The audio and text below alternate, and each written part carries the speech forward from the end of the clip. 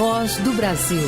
As notícias do governo federal que movimentaram o país no dia de hoje. Olá, boa noite. Boa noite para você que nos acompanha em todo o país. Terça-feira, 12 de novembro de 2024. Vamos ao destaque do dia. Brasil recupera certificado de livre do sarampo. Organização Pan-Americana da Saúde reconhece a eliminação do sarampo, rubéola e síndrome da rubéola congênita no país. Região das Américas passa a ser novamente a única do mundo livre dessas três doenças. A ministra da Saúde, Nízia Trindade, destacou o avanço da vacinação para alcançar esse resultado. Saúde caminha com a ciência, caminha com cuidado, caminha com compromisso com a nossa população. E mais, combate à dengue. O governo investe mais de R$1,5 bilhão para prevenir e enfrentar a doença. Você vai saber mais também sobre o método Wolbachia e como ele funciona para impedir que o vírus da dengue, zika e chikungunya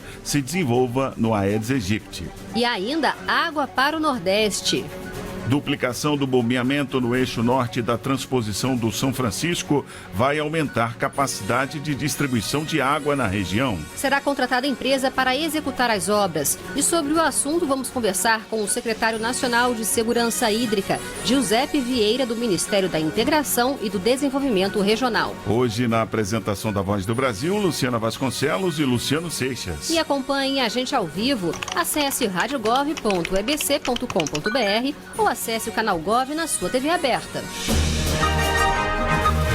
Um país sem sarampo, rubéola e síndrome da rubéola congênita. O Brasil recebeu hoje a certificação da Organização Pan-Americana de Saúde de livre dessas doenças. Considerado livre do sarampo em 2016, a doença voltou em 2018 devido às baixas coberturas vacinais e ao intenso fluxo migratório de países vizinhos. Para se ter uma ideia, foram confirmados mais de 39 mil casos entre 2018 e 2022. Para reverter o quadro, o governo federal investiu em vacinação nas fronteiras e em locais de difícil acesso, na busca ativa de casos e na realização do DIAS de combate ao sarampo. Também foram realizadas oficinas de resposta rápida a casos da doença, além de cursos online de manejo clínico. Só no ano passado foram investidos R$724 milhões na vigilância em saúde, em laboratórios estaduais imunobiológicos, além de oficinas sobre multivacinação nos 5.570 municípios do país. Segundo o Ministério da Saúde, nenhum caso de sarampo foi registrado nos últimos 2 anos. A cobertura da primeira dose da tríplice viral, que protege contra o sarampo, rubéola e cachumba,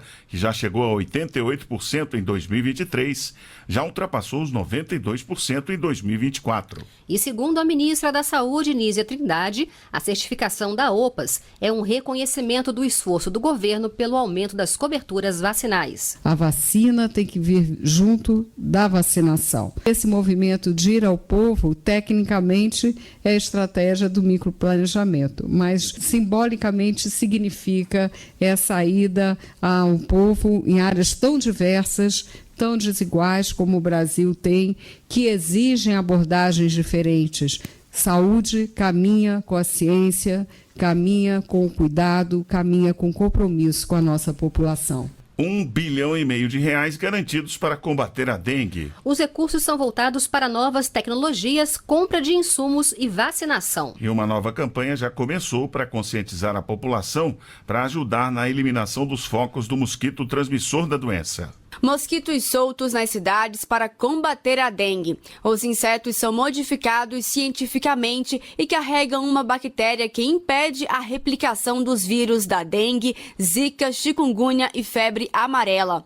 Desenvolvido pela Fiocruz, o método Wolbachia conta com investimentos de R$30 milhões do governo federal.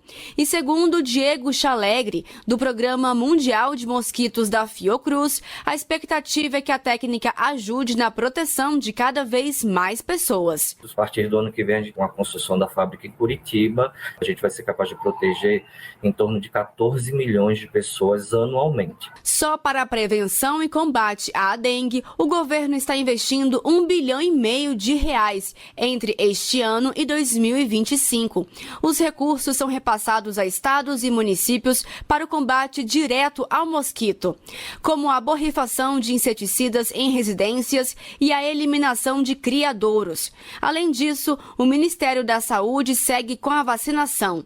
Este ano, o imunizante é suficiente para atender 3.200.000 crianças e adolescentes entre 10 e 14 anos. Para 2025, já estão garantidas 9.500.000 doses. Além de toda a tecnologia, o governo não deixou de lado o tradicional e lançou uma nova campanha contra a dengue. Tem 10 minutinhos? A hora de evitar a proliferação dos focos do mosquito é agora. 10 minutos por semana fazem total diferença para eliminar focos do mosquito e prevenir dengue, zika e chikungunya. Tem 10 minutinhos? No Guará, no Distrito Federal, agentes foram para as ruas para orientar a população.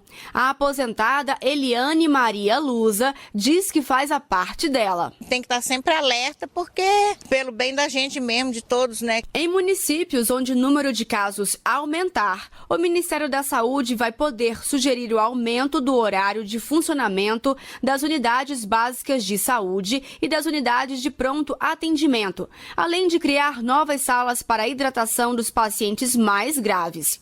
Com narração de Thaísa Vitória, reportagem Márcia Fernandes. O projeto de integração do Rio São Francisco segue em expansão para atender a demanda hídrica do Nordeste. Devem começar em breve as obras para aumentar a capacidade de bombeamento no eixo norte, o que deve levar mais água para os municípios. Quem está ao vivo aqui conosco na Voz do Brasil e traz os detalhes é o secretário nacional de Segurança Hídrica, Giuseppe Vieira. Boa noite, secretário. Boa noite a todos que nos assistem, que nos ouvem. É uma honra muito grande estar aqui com vocês. Tá ótimo. Secretário, vamos começar essa entrevista falando sobre esse projeto de segurança hídrica da população, que é a integração do Rio São Francisco, e hoje já leva milhões de água para milhões de pessoas no Nordeste. O senhor pode falar um pouquinho para o nosso ouvinte o que é essa integração e quantas pessoas ela alcança atualmente? Perfeito. A integração, na verdade, é que se a gente levar em consideração a condição geográfica natural do Rio São Francisco, ele atende só parte dos estados da região Nordeste, né? Então, a gente tem a parte do Nordeste setentrional, nesse caso o estado da Paraíba, Ceará, Rio Grande do Norte e Pernambuco, que não são banhados diretamente. Pernambuco é uma parte banhado, mas outra parte fica desassistido dessa grande fonte de recurso hídrico que é o nosso Rio São Francisco. E é justamente uma região que tem um baixo índice de segurança hídrica. Então, o projeto de integração ele tem essa como uma estratégia de disponibilizar a água da bacia do São Francisco para atender a essa região menos favorecida do ponto de vista hídrico. Secretário, hoje o projeto já atende as pessoas com água para o consumo, né? Mas o governo segue investindo para melhorar o fluxo e chegar ainda a mais pessoas, além de ampliar os usos desse abastecimento de água. Ontem foi publicado um aviso de licitação para uma nova fase da obra no eixo norte. O que será feito por lá? Essa obra ela é extremamente importante para a continuidade do projeto, né, para uma melhor eficiência do projeto de integração do São Francisco. Hoje já tem mais de 13 milhões de habitantes na região Nordeste beneficiadas pelo PISF, e com a duplicação do bombeamento do eixo norte, que tem 270 quilômetros de extensão, a gente vai possibilitar disponibilizar muito mais água para o Estado. Isso é uma diretriz que foi traçada, né, pelo governo federal, uma estratégia pensada pelo presidente Lula, dentro do novo PAC. Essa é uma das obras que foram previstas, assim como o apoio às outras obras. Então, o bombeamento ele vai garantir a funcionalidade do que a gente já tem hoje, mas também os novos empreendimentos que estão em fase de construção, hoje, na situação atual, em fase de construção avançada, um pouco mais inicial também. O senhor pode explicar na prática, para quem está ouvindo, o que significa esse projeto de bombeamento? A gente tem uma capacidade instalada, hoje já em funcionamento, no eixo norte, de em torno de 24 metros cúbicos por segundo. Então, nós vamos dobrar essa condição de bombeamento. Ele vai para mais de 48 metros cúbicos por segundo, onde será possível, além do abastecimento para a população como um uso prioritário do recurso hídrico, né, de acordo com a legislação, vai ser possível também ter água à disposição para o desenvolvimento da região, seja com atividades da agricultura irrigada, seja com desenvolvimento e expansão do parque industrial, enfim. Aí vai ser uma oportunidade de desenvolvimento também com base no recurso hídrico. E qual é a previsão de investimentos e o prazo para a finalização das obras? O valor do edital está estimado em R$ 572 milhões e o prazo para a execução das obras eles levam em até 3 anos. Secretário, dentro desse projeto de integração do São Francisco, faltam ser concluídas algumas etapas, como o Cinturão das Águas do Ceará e ramais associados. E como é que essa ampliação, esse bombeamento vai ajudar a concluir essas obras? Tem alguma interferência? A interferência, na verdade, não é ajudar a concluir as obras, é para garantir a funcionalidade delas. Porque o ramal da Apodi ele é a continuidade do eixo norte, né? Que é o que vai possibilitar que as obras do PIS cheguem ao estado do Rio Grande do Norte. E quando a gente aumenta a capacidade de bombeamento, é pensando justamente que agora a gente vai ter, além do que já tem hoje do eixo norte, a gente vai ter também o Cinturão das Águas para a gente estar abastecendo, que é uma obra conduzida pelo estado do Ceará. O ramal do Salgado também, que já foi uma obra iniciada aqui com ordem de serviço dada pelo presidente Lula em abril. E o ramal do Apodi, né? Só no ramal do Salgado vai ser 20 metros cúbicos por segundo, o ramal do Apodi mais 20 metros cúbicos por segundo. Então, todas essas obras, obviamente, eles não funcionam simultaneamente com essa mesma vazão, mas a capacidade do bombeamento ampliando, ela vai garantir a funcionalidade e o que foi pensado para o projeto ele ser efetivado em conversão para a população. É literalmente água para quem precisa, mais água para quem precisa. Exatamente, água para a população mais necessitada, água para quem mais precisa. Secretário, o senhor pode fazer um balanço do que já foi feito até agora nessas obras de transposição do São Francisco? Já do ponto de vista de segurança hídrica de uma maneira mais ampla, né, em especial para a região Nordeste, assim, dentro do novo PAC a gente tem uma carteira robusta de investimentos. No eixo do Água para Todos tem mais de 30 bilhões a ser investido e nessas grandes obras de infraestrutura hídrica são mais de 11,5 bilhões de investimento desde o ano passado até 2026 e estão sendo realizados, né? Além das grandes obras aí que a gente possibilitou a retomada das obras do Cinturão das Águas, dos vertentes litorânea na Paraíba, a adutora do Agreste no estado de Pernambuco, também tem barragens que estão sendo viabilizadas, barragem no Piauí, barragem no Rio Grande do Norte, grandes barragens que algumas já em condição até de planejar aí no começo do ano que vem, está sendo grandes obras entregues já para a população. Então, do ponto de vista de segurança hídrica, tem muito recurso sendo investido para poder garantir água em qualidade e em quantidade suficiente para a nossa população. É um grande projeto, então, que não para de acontecer para levar água para quem precisa mesmo, né, secretário? Isso, é muito dinâmico. Tá ótimo. A gente ouviu aqui, conversou com o secretário nacional de Segurança Hídrica, Giuseppe Vieira. Muito obrigada pela sua participação aqui na Voz do Brasil. A gente que agradece aqui, trazendo a saudação especial do nosso ministro Valdez Góes também, por mais essa oportunidade. No segundo dia da Conferência das Nações Unidas sobre Mudanças do Clima, a COP29, um espaço de participação social foi inaugurado pela delegação brasileira em Baku, capital do Azerbaijão. O pavilhão Caminhos para a Transformação Ecológica é para encontros, conversas e exposição de iniciativas brasileiras para o enfrentamento às mudanças climáticas. Em Baku, o vice-presidente Geraldo Alckmin falou sobre as metas climáticas do Brasil em reunião do segmento de alto nível da COP29. A repórter Gabriela Noronha está lá e mais cedo ela conversou com o repórter da Voz do Brasil, Nazi Brum, e trouxe mais informações para a gente. Vamos ouvir. O vice-presidente Geraldo Alckmin enfatizou a importância estratégica do Brasil nas discussões globais relativas ao combate às mudanças climáticas. Como é que foi a fala do vice-presidente? Nazi, a nova meta climática do Brasil foi abordada no discurso de Geraldo Alckmin e durante a cúpula aqui em Baku será apresentada a nova contribuição nacionalmente determinada, o NDC. Trata-se de um plano de ação climática que estabelece as metas de cada país para reduzir as emissões de gases de efeito efeito estufa. Essas metas ambiciosas, alinhadas ao Acordo de Paris, reforçam a posição de liderança do Brasil na agenda climática global. De acordo com o vice-presidente, as metas podem ser alcançadas. Nossa meta reflete nossa mais alta ambição, a redução de emissões de até 67% até 2035, comparada ao ano de 2005. Ambiciosa, certamente, mas também factível. A comitiva brasileira que veio até o Azerbaijão também conta com a presença de outros ministros do governo, além do vice-presidente Geraldo Alckmin e a ministra do Meio Ambiente e Mudança do Clima, Marina Silva.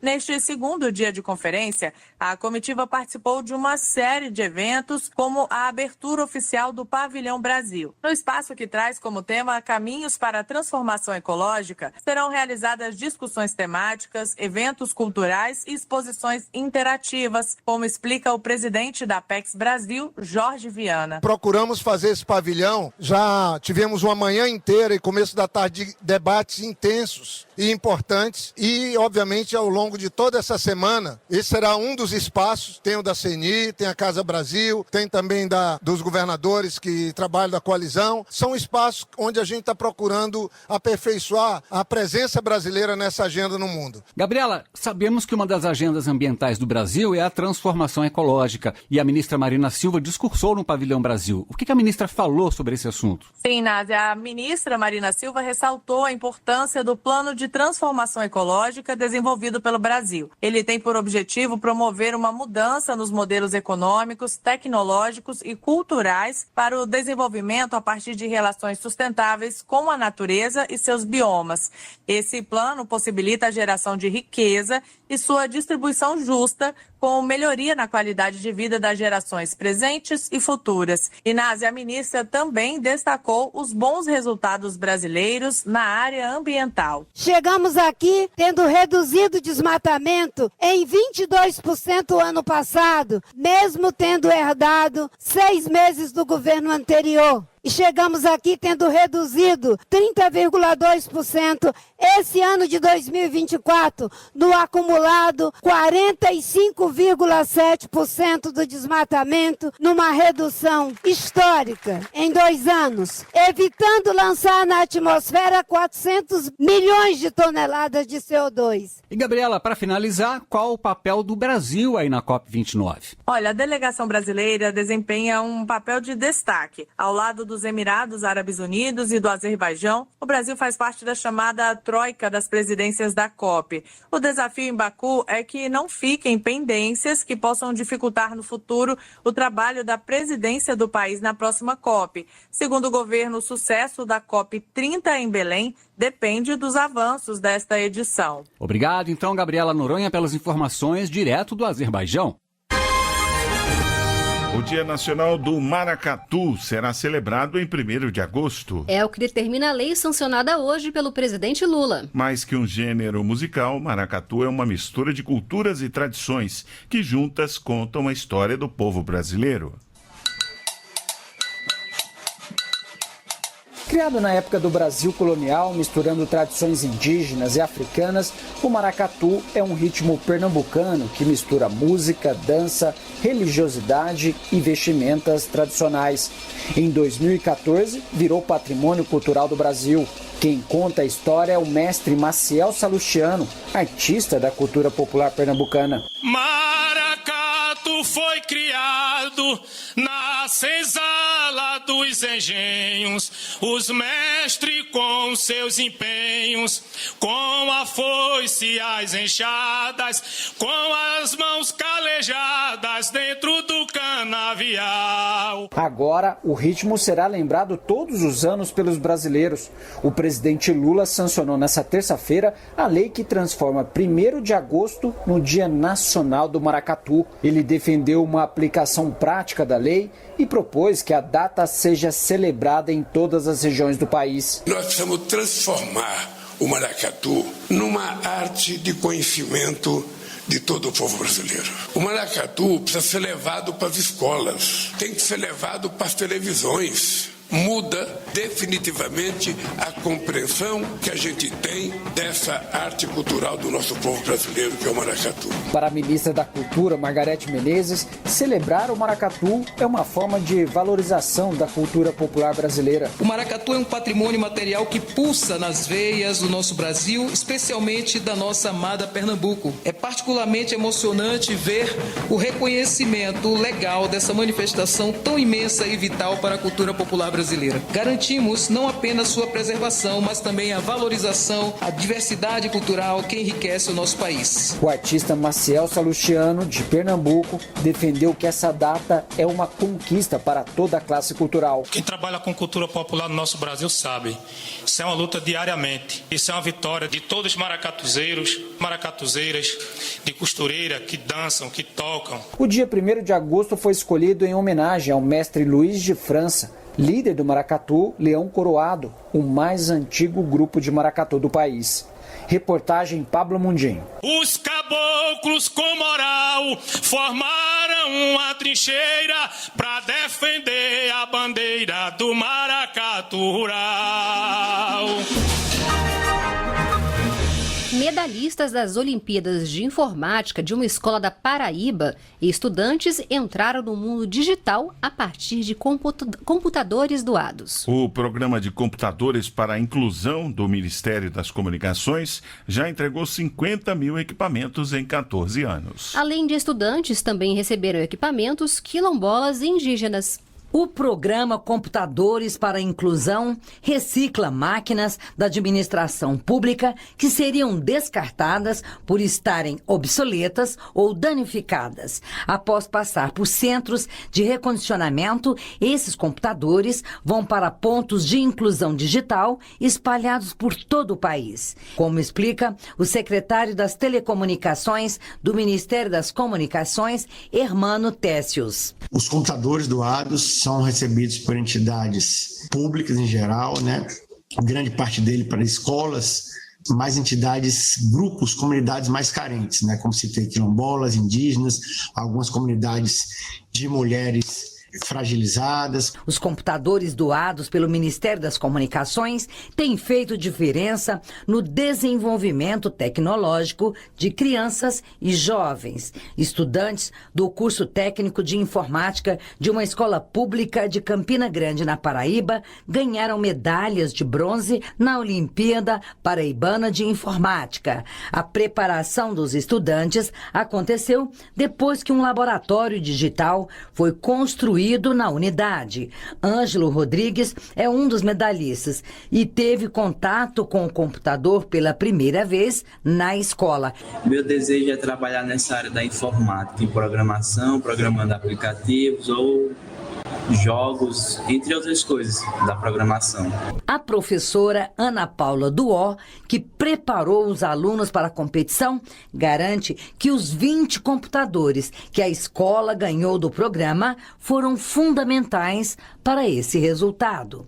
Todas as máquinas eram máquinas boas, aí eu comecei a fazer o que eu sempre quis fazer, só que agora eu tinha um aluno por máquina, e aí eu consegui oferecer os cursos para eles e deu tudo certo. Em 14 anos, o programa já doou quase 50 mil equipamentos para 3.600 locais, em mais de 1.000 municípios. Reportagem Cleide Lopes.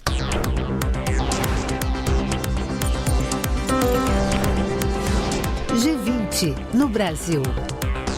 A Força Nacional de Segurança Pública foi autorizada a atuar no Rio de Janeiro durante a cúpula de líderes do G20. O grupo que reúne as maiores economias do mundo, mais a União Europeia e a União Africana, se reúne nos dias 18 e 19 de novembro no Rio de Janeiro. Serão 95 agentes que farão um policiamento ostensivo e preventivo em pontos estratégicos da cidade. O objetivo é garantir a segurança do entorno do evento e nas locações das conferências. As ações vão estar concentradas nas rodovias federais BR-116 e BR-040 para combater roubos de cargas e veículos. O policiamento poderá ser expandido para outros acessos, conforme a necessidade. O trabalho da força terá início nesta quarta-feira, dia 13, e vai até 21 de novembro.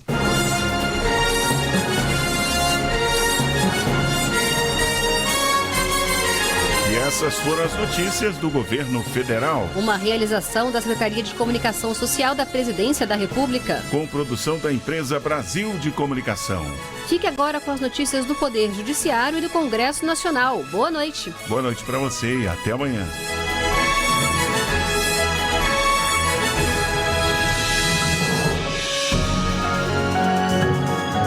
A Voz do Brasil. Governo Federal.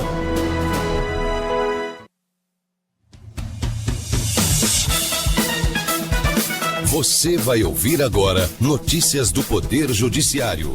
Audiência pública no STF indica falta de regulação adequada de apostas online. Supremo recebe relatórios da CGU sobre auditorias de repasses oriundos de emendas parlamentares. Gerente de banco que adquiriu doença psiquiátrica será indenizado. Boa noite, eu sou Carlos Eduardo Cunha. E eu sou Walter Lima. Audiência pública no STF indica falta de regulação adequada de apostas online. O evento terminou hoje após 2 dias de debate. Marcelo Della Libera.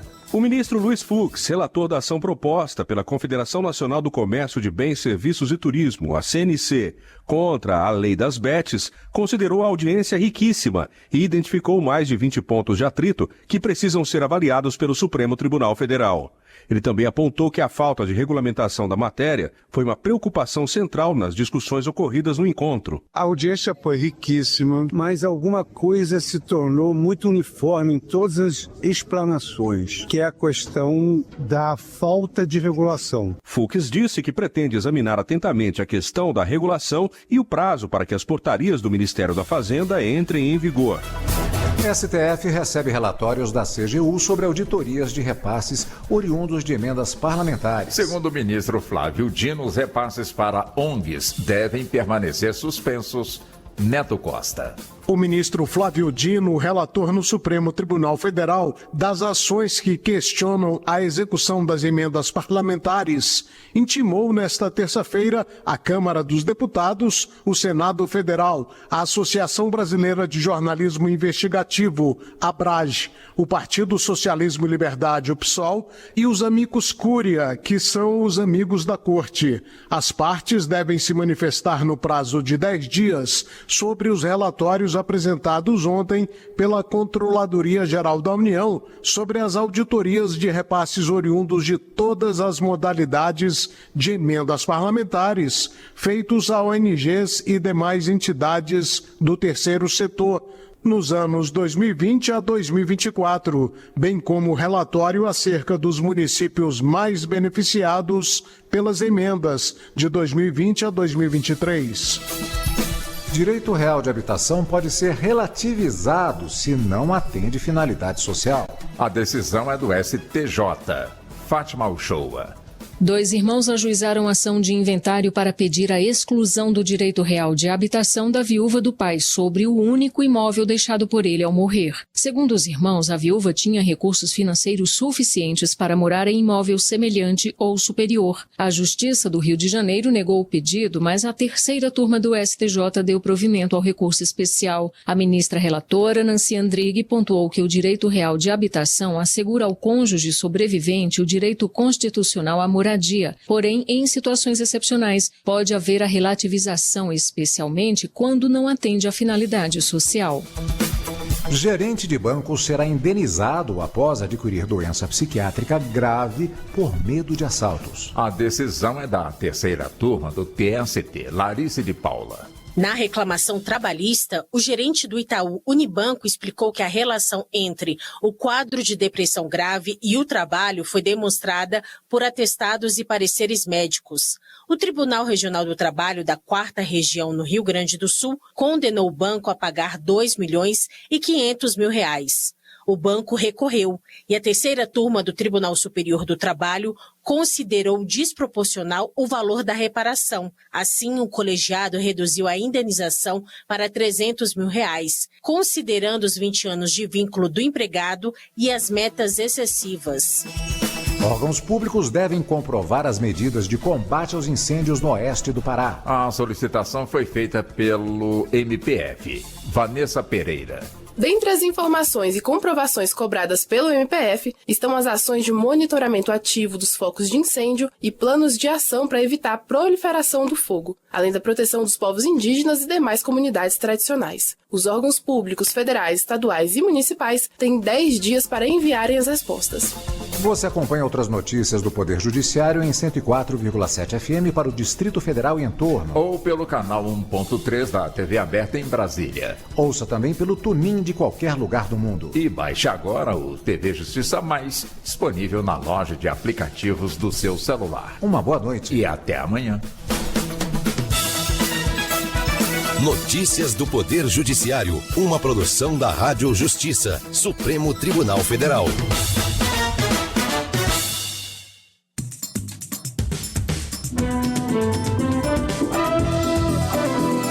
Está no ar o Jornal do Senado. Eu sou Paula Groba e estes são os destaques de hoje do Jornal do Senado, que começa agora. CPI da manipulação no futebol aprova depoimentos de Luiz Henrique do Botafogo e Bruno Henrique do Flamengo. Instalada a CPI das bets para investigar prejuízos de apostadores e lavagem de dinheiro. Crime organizado, bancada do Rio de Janeiro sugere reforma no Código Penal. Boa noite. O Senado instalou hoje a CPI das bets, criada para investigar sites de apostas online irregulares e possíveis conexões com lavagem de dinheiro e crime organizado. A comissão, que funcionará por 130 dias, pretende avaliar os impactos dos jogos de apostas no orçamento das famílias brasileiras, além de investigar eventuais vínculos com organizações criminosas.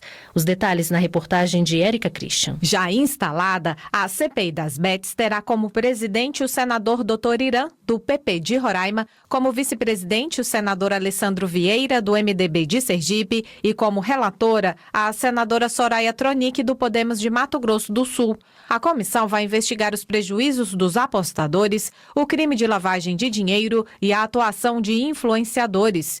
Dr. Irã declarou que a CPI vai mostrar para a população os riscos de ludopatia, que é o vício em jogos, as perdas financeiras, o superendividamento e os casos de suicídios como consequências das apostas online. É uma atividade de recreação e não uma maneira de se ganhar dinheiro, de melhorar de vida. Enfim, nós temos que ter controle. Já aprovado, o plano de trabalho da relatora detalha o que será investigado, a exemplo dos programas usados nas apostas que favorecem as empresas, como antecipou Soraya Tronic. A análise dos programas desses cassinos virtuais que são manipulados para a pessoa começar ganhando e depois de viciada e de já estar totalmente endividada, ela começa a perder. E uma auditoria nesses programas. Segundo o Banco Central, apenas em agosto, 24 milhões de pessoas gastaram 21 bilhões de reais em apostas. E a CPI da manipulação de jogos e apostas esportivas aprovou requerimentos para ouvir os atacantes Luiz Henrique, do Botafogo,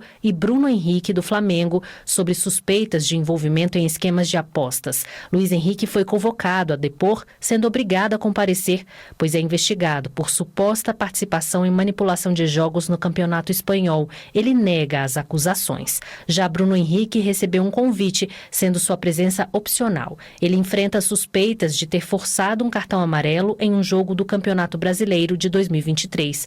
O jogador também alega inocência e pediu o arquivamento da denúncia. Um projeto de lei aprovado na Comissão de Assuntos Econômicos determina que os saldos restantes das cotas dos fundos da Amazônia e do Nordeste sejam transferidos para fundos de desenvolvimento dessas regiões. Com a aprovação na comissão, o projeto deve seguir diretamente para a Câmara dos Deputados, sem passar pelo plenário do Senado. Repórter Bruno Lourenço. Os fundos de investimentos regionais para a Amazônia e para o Nordeste foram criados na década de 70.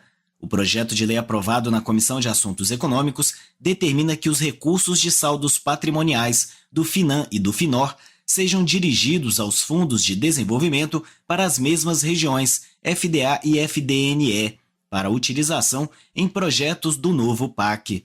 O relator, senador Fernando Farias, do MDB de Alagoas, explicou que isso se fará por meio da aquisição de participações de companhias concessionárias de serviços públicos.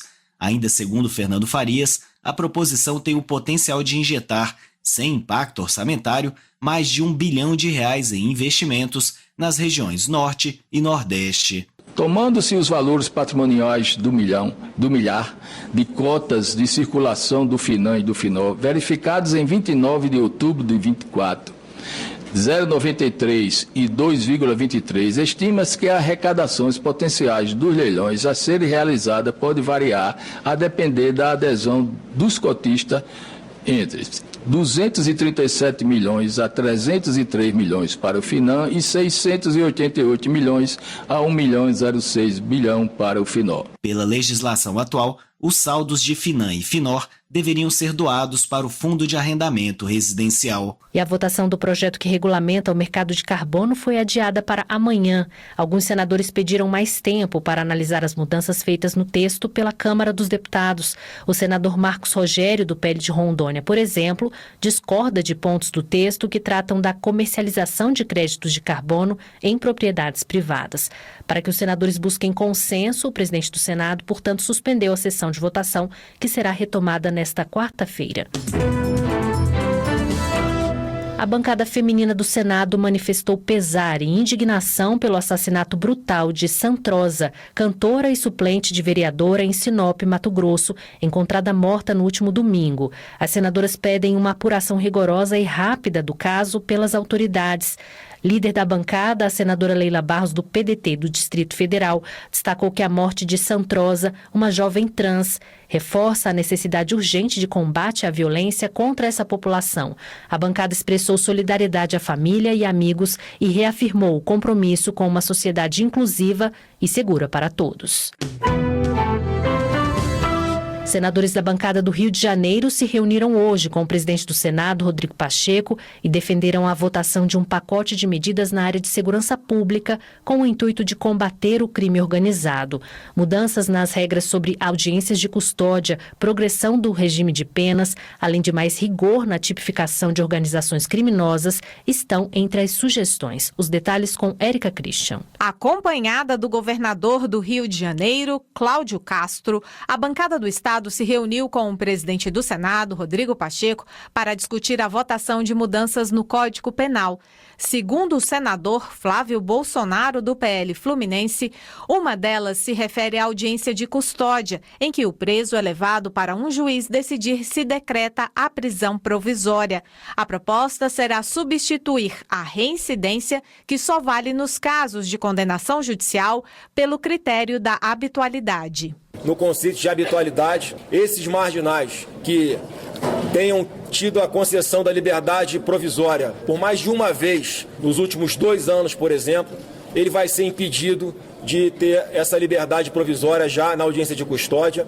O projeto também vai mudar os critérios de progressão de regime e aumentar a pena nos casos de organização criminosa e do uso de fuzis no cometimento de crimes, como destacou o governador Cláudio Castro. A questão do fuzil, que hoje é praticamente um presente para o criminoso, porque é desqualificado a questão do crime de arma de guerra e vira associação ao tráfico com a questão do aumento de 1/6 a 1/3 de pena. O projeto será apresentado nos próximos dias à Comissão de Segurança Pública. A Comissão de Educação aprovou hoje um projeto que autoriza doações, inclusive em dinheiro, a escolas da educação básica. De acordo com o texto, os donativos podem ser em dinheiro, mas a medida não desobriga o Estado de financiar a educação pública, nem cria incentivos fiscais para os doadores. Repórter Júlia Lopes. O projeto aprovado pelos senadores muda a Lei de Diretrizes e Bases da Educação Nacional para permitir que escolas da educação básica recebam doações de pessoas físicas e jurídicas. De acordo com o texto, os donativos podem ser em dinheiro, mas a medida não desobriga o Estado de financiar a educação pública, nem cria incentivos fiscais para doadores, o que também poderia resultar na diminuição de recursos para o setor. O relator do projeto na Comissão de Educação foi o senador Eduardo Girão, do Novo do Ceará. Esse projeto permite que a sociedade civil e o setor privado contribuam diretamente para a formação educacional de crianças e adolescentes concorrentes, sem comprometer as obrigações constitucionais do Estado, mas fortalecendo-as com um apoio adicional. O autor da proposta é o senador Stevenson Valentim, do Podemos do Rio Grande do Norte. Se não houver pedido para votação em plenário, o texto segue agora para a Câmara dos Deputados.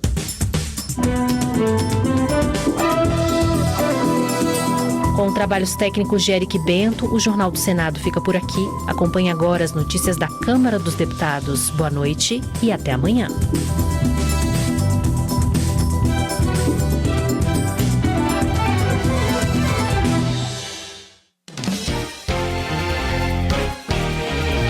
Jornal Câmara dos Deputados. Plenária estabelece debate sobre o anúncio de corte de gastos pelo governo. Parlamentares avançam na liberação de recursos para o Rio Grande do Sul. Deputados divergem sobre proposta que reduz jornada de trabalho semanal.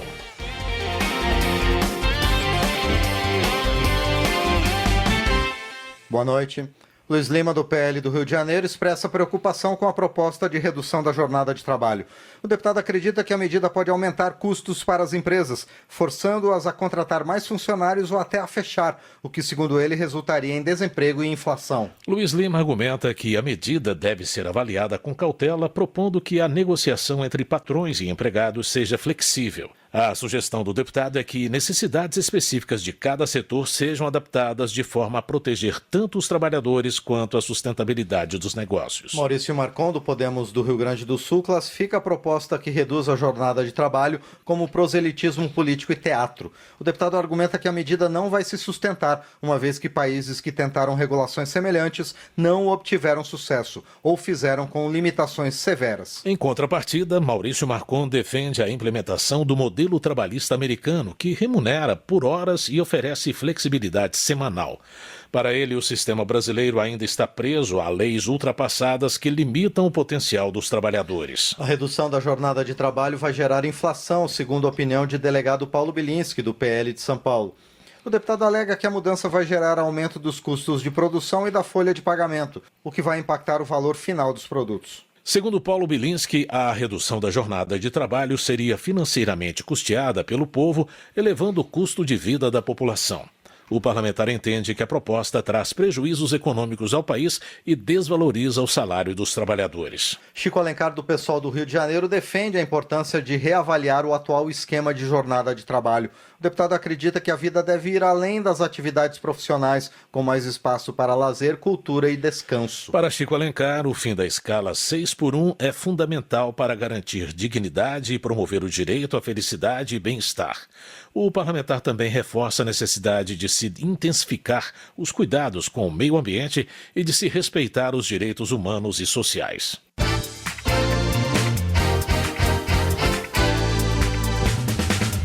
Jandira Fegali, do PCdoB do Rio de Janeiro, critica a pressão que, segundo ela, o sistema financeiro e a mídia têm feito para cortes orçamentários, que atingem especialmente áreas como saúde e educação. Ela defende a manutenção das políticas sociais e propõe que a discussão priorize a redução da taxa de juros e a taxação de grandes fortunas. Além disso, a parlamentar enfatiza a importância de se reduzir a jornada de trabalho, acabando com o esquema 6x1. Jandira Fegali defende uma jornada de 36 horas semanais, pois dessa forma, segundo ela, é possível evitar o esgotamento dos trabalhadores e ainda gerar mais empregos. De acordo com Paulão, do PT de Alagoas, é inaceitável a pressão do sistema financeiro por corte de gastos sociais, que, segundo ele, prejudicam principalmente trabalhadores, aposentados e beneficiários de programas assistenciais. Ele também condena a autonomia do Banco Central, que, na sua opinião, eleva os juros e sufoca a economia. O parlamentar defende a importância da mobilização social para combater qualquer proposta que retire direitos.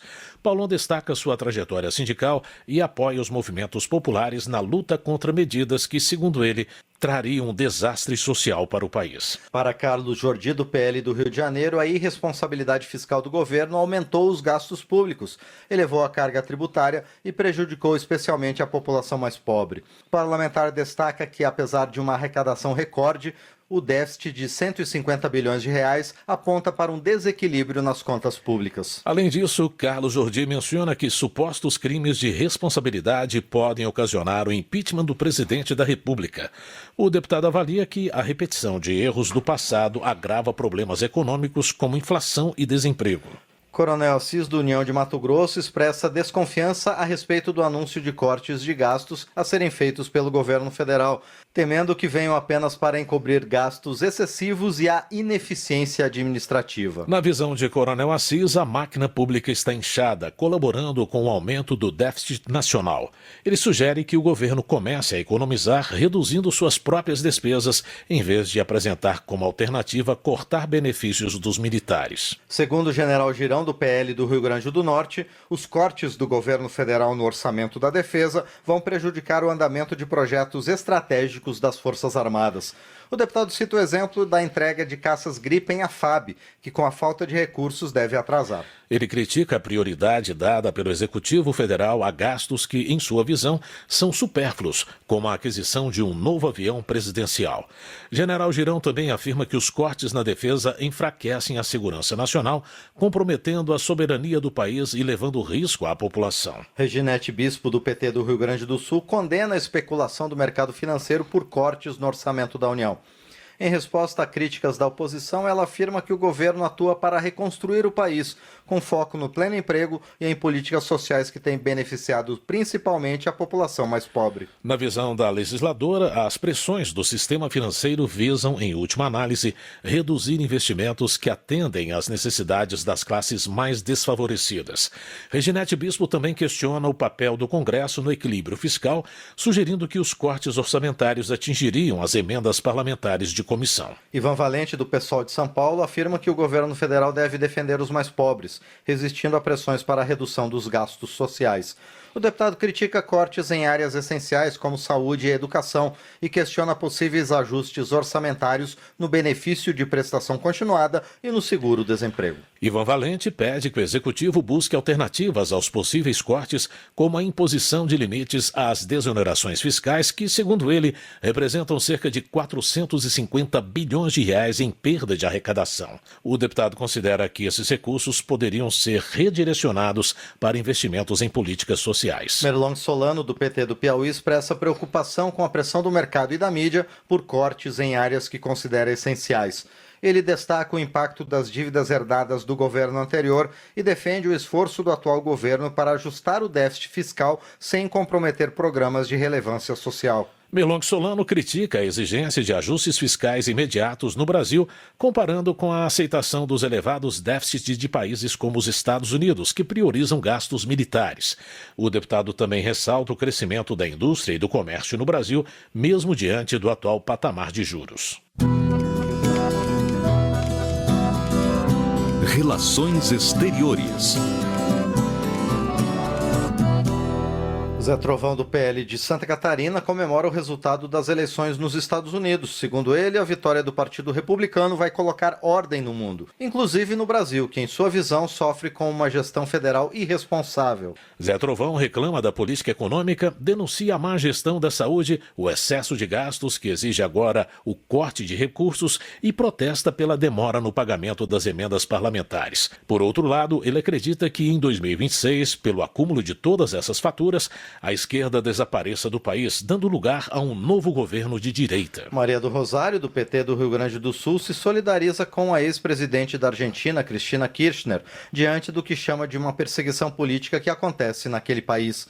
A deputada considera que há uma escalada de violência e ódio na Argentina, que tem o objetivo de prejudicar lideranças democráticas. Maria do Rosário condena a perseguição política contra mulheres líderes e enfatiza a importância de defender a democracia diante do avanço de governos de extrema-direita na América Latina. A parlamentar reforça o compromisso de Argentina e Brasil na luta pela democracia e contra a violência de gênero na política. Comissão aprova projeto que flexibiliza controle sanitário de produtos alimentícios artesanais. A repórter Silvia Munhato tem mais detalhes sobre a proposta. A Comissão de Agricultura da Câmara dos Deputados aprovou o projeto que prevê regras especiais para o controle sanitário e o comércio de produtos alimentícios da agricultura familiar, como doces, queijos e bebidas. O principal ponto da proposta é isentar de autorização governamental prévia a fabricação, distribuição e venda desses produtos coloniais ou artesanais, desde que cumpridas algumas regras. Pelo texto, poderá haver fiscalização sanitária sobre os alimentos, mas ela será prioritariamente orientadora. O deputado Alceu Moreira, do MDB do Rio Grande do Sul, que relatou o projeto, acredita que esta é a melhor solução. O meu doce de abóbora, o meu queijo, o doce X de cada lugar, a conserva que nós fizemos em vários lugares do país, ela tem um manejo específico daquela localidade. Se tu colocar uma legislação industrial sobre ela, tu acaba definitivamente com essa cadeia curta. O projeto prevê que a dispensa de autorização governamental dependerá do cumprimento da lei e de normas relativas à produção, ao controle sanitário e às boas práticas de fabricação. Os agricultores familiares deverão efetuar o registro eletrônico automático de cada produto junto à Secretaria de Agricultura do município e capacitar o profissional responsável por produtos que apresentem risco sanitário relevante, ou seja, alimentos mais suscetíveis à deterioração ou contaminação por micro-organismos. A proposta que flexibiliza o controle sanitário de produtos alimentícios artesanais será analisada agora pela Comissão de Constituição e Justiça da Câmara. Da Rádio Câmara de Brasília, Silvia Minhato. Desenvolvimento Regional. Durante a agenda no Palácio do Planalto, Saulo Viana, do União do Amazonas, recebeu a confirmação sobre novos investimentos federais para a mobilidade urbana de Manaus. De acordo com o deputado, foram apresentados 12 projetos de infraestrutura, incluindo novas avenidas e viadutos. Outro tema discutido, segundo Saulo Viana, foi a recuperação da BR-319, que liga o Amazonas a Rondônia e Roraima. O deputado acredita na retomada da obra, após ouvir de membros do governo federal que o licenciamento ambiental está em andamento. Saúde. Cobalcini, do MDB de Santa Catarina, destaca a relevância dos hospitais filantrópicos que, segundo ele, são responsáveis por grande parte dos atendimentos de alta e média complexidade no SUS. O deputado reafirma o compromisso do Fórum Parlamentar de Santa Catarina em apoiar essas instituições vitais. Cobalcini também aborda a importância da recomposição do teto financeiro estadual e municipal para a saúde, além da destinação de emendas parlamentares para fortalecer a infraestrutura do SUS. O deputado clama por transparência e eficiência na gestão dos recursos públicos, especialmente os destinados à saúde. Zuco, do PL do Rio Grande do Sul, vai pedir explicações do Ministério da Saúde a respeito de denúncias apresentadas pela imprensa sobre a falta de vacinas em 11 estados e no Distrito Federal.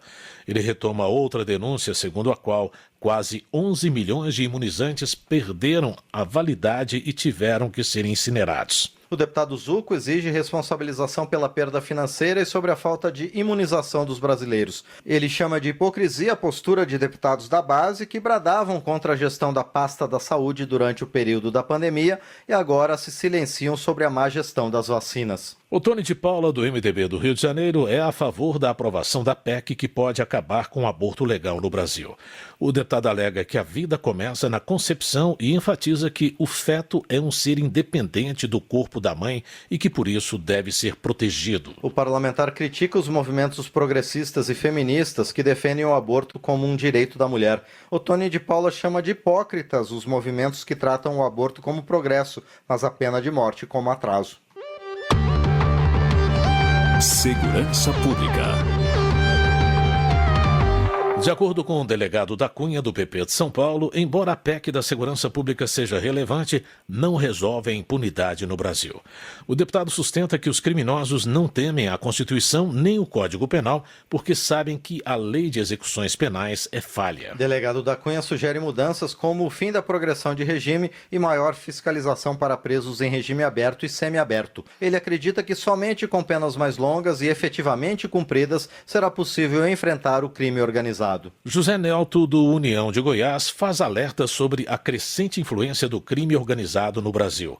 O parlamentar critica a falta de respostas concretas dos governos estaduais e federal para o problema, afirmando que o crime já controla diversas esferas do poder público, influenciando decisões legislativas e governamentais. José Nelto defende medidas mais rigorosas, como a aprovação da prisão em segunda instância e o endurecimento do Código Penal. Ele pede que a Câmara e o Senado reajam de maneira firme para proteger a população e recuperar o controle das instituições do país. Esporte. Comissão aprova a criação de Semana Olímpica nas escolas públicas. Saiba mais sobre a proposta com o repórter Luiz Cláudio Canuto. Projeto que institui a Semana Olímpica nas escolas públicas foi aprovado na Comissão de Constituição e Justiça da Câmara. A semana teria caráter multicultural e seria feita pela escola de acordo com seu projeto pedagógico. O relator na comissão, o deputado Rafael Brito, do MDB de Alagoas, aceitou a emenda sugerida pelos senadores de dar liberdade às escolas para escolher a semana para o evento, mas tendo por referência o dia 23 de junho e com ocorrência anual. O texto original vinculava a semana ao dia 23 de junho, que é o Dia Olímpico Internacional. Outra emenda do Senado, acolhida na Câmara, incluiu a palavra paraolímpica no projeto. O projeto diz que a Semana Olímpica é voltada para educar para a saúde, inclusão social, combate à obesidade, prevenção de dependências e compreensão das questões relacionadas a doping e anabolizantes, além do respeito aos adversários e às regras. O relator da proposta na Comissão de Constituição e Justiça, deputado Rafael Brito, do MDB de Alagoas, ressaltou o valor do projeto. É importante que a gente traga esse assunto para dentro do ambiente escolar, para que as escolas possam, além da promoção de Jogos Olímpicos, além da promoção de gincanas, construir um ambiente de prática de desporto dentro do ambiente escolar. E a gente sabe que unir o esporte e unir a educação faz com que a escola fique mais atrativa e faz com que os resultados, do ponto de vista de formação de cidadania do cidadão, sejam muito melhores para a sociedade. Na opinião dele, a Semana Olímpica deve promover a criação de talentos do esporte em todo o país. A proposta, que já foi aprovada no Senado, ainda vai passar pelo plenário da Câmara. Da Rádio Câmara de Brasília, Luiz Cláudio Canuto. Educação. Pedro Czai, do PT de Santa Catarina, que relatou o projeto Pé de Meia na Câmara, exalta os resultados positivos do programa já no primeiro ano, destacando a participação recorde nas provas do Enem. Ele comemora o alcance de quase 4 milhões de estudantes beneficiados, dos quais quase 50 mil apenas no seu estado. Ao relembrar seus esforços para indicar os fundos constitucionais para a manutenção do programa, Pedro Czai reforça a legalidade e a consequência positiva da ação pública. Em sua opinião, investir em educação é capacitar os jovens a mudarem seus destinos, promovendo a ampliação do PIB e o desenvolvimento nacional. Doutora Mayra Pinheiro, do PL, critica a decisão do Conselho Universitário da Universidade Federal do Ceará de renomear a Concha Acústica, substituindo o nome de seu fundador, professor Martins Filho, pelo de Bergson Gurjão, ex-aluno ligado à guerrilha do Araguaia. Doutora Mayra Pinheiro considera a mudança uma afronta à memória acadêmica e ao legado da instituição. Ela vê uma homenagem como uma tentativa da esquerda de reescrever a história do Brasil, impondo, segundo ela, narrativas que distorcem fatos históricos em favor de sua ideologia. Votação. Comissão Mista de Orçamento aprova créditos orçamentários para ajuda ao Rio Grande do Sul. Quem traz mais informações é a jornalista Silvia Munhato. A Comissão Mista de Orçamento aprovou 4 medidas provisórias que abrem créditos orçamentários de 5,1 bilhões de reais para ajuda ao Rio Grande do Sul em função das enchentes e outra de 514,5 milhões de reais usada para o enfrentamento da estiagem e das queimadas na Amazônia. As medidas foram editadas entre julho e setembro. De acordo com o portal da Transparência, foram editadas 14 medidas provisórias de abertura de crédito no orçamento de 2024 para a ajuda ao Rio Grande do Sul, num total de 48 bilhões de reais. Os recursos direcionados ao Rio Grande do Sul não têm impacto na meta fiscal do governo para 2024, que é o equilíbrio entre receitas e despesas, mas eles impactam o déficit nominal, que considera os custos da dívida pública. Na reunião, a deputada Adriana Ventura, do Novo de São Paulo, questionou os colegas sobre a votação do projeto da Lei de Diretrizes Orçamentárias de 2025 e do projeto do orçamento de 2025 2025. O deputado Jonas Donizete, do PSB de São Paulo, sugeriu uma reunião de líderes para discutir o assunto. Ele disse que os parlamentares não estão atrasando a discussão das leis orçamentárias por causa da análise das mudanças nas emendas parlamentares, mas lembrou que essa é uma situação relevante. Porque fica muito difícil nós votarmos a peça orçamentária sem saber qual que é o recurso que será destinado para os parlamentares poderem fazer as suas emendas e as regras para isso. O senador Jaime Campos, do União do Mato Grosso, criticou a interferência do Supremo Tribunal Federal na questão das emendas, afirmando que a discussão orçamentária para o ano que vem ficou comprometida. Da Rádio Câmara de Brasília, Silvia Minhato. Após a votação na Comissão de Orçamento, as medidas provisórias seguiram para análise pelo plenário da Câmara. Também estão na pauta o projeto que cria o programa de incentivo à indústria de fertilizantes, a ampliação da utilização de cães-guia, mudanças no Sistema Nacional do Esporte, a regulamentação do funcionamento de prestadores de serviços de ativos virtuais, as criptomoedas, e a ampliação da imunidade tributária dos templos religiosos. O Jornal Câmara dos Deputados termina agora. Esta edição teve trabalhos técnicos de Rafael Santos e apresentação de Márcio Aquiles Sardi e José Carlos Andrade. Uma ótima noite para você. A Voz do Brasil volta amanhã. Boa noite. Você ouviu A Voz do Brasil. Boa noite.